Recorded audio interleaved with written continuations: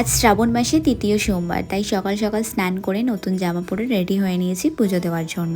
আর এখানে তাড়াতাড়ি আমি গাছ থেকে ফুলগুলোও তুলে নিয়েছিলাম সকাল সকাল। তারপর এখানে পুজোর জন্য সমস্ত তোলা ফুলগুলো আমি একটু সাজিয়ে নিলাম, দেখতে কিন্তু বেশ ভালোই লাগছিল। এবছর শ্রাবণ মাসে মোট 5টা সোমবার পড়েছে, তার মধ্যে আজকে তৃতীয় সোমবার। আর শ্রাবণ মাসে প্রত্যেকটা সোমবারে আমি পুজো দেওয়ার চেষ্টা করছি মহাদেবের কাছে, যতটুকু জানি ততটুকুই ভক্তি ভরে পুজো দিই আমি। শুধুই শ্রাবণ মাস বলে নয়, আরো অন্যান্য সময় আমি পুজো দিই মহাদেবের কাছে। শুধু ঘরের শিব নয়, পাড়ারও মন্দিরটাতে যায়, যেটা সবাই দেখেছে। শিব পুজো করে যে মনে একটা শান্তি পাওয়া যায় সেটা একমাত্র নিজের মনই জানে, আর মহাদেবের ভক্ত আছে যারা তারাই জানে। মহাদেবের কাছে কিন্তু আলাদা করে কিছু চাইতে লাগে না, উনি সবকিছু জানেন কার কি লাগবে, উনি সঠিক সময় সবকিছু দিয়েও দেন, শুধু বিশ্বাসটুকুই দরকার। ঘরে পুজো দিয়ে আমি ফের ফল ফুল নিয়ে চলে গিয়েছিলাম পাড়ার মন্দিরে পুজো দিতে।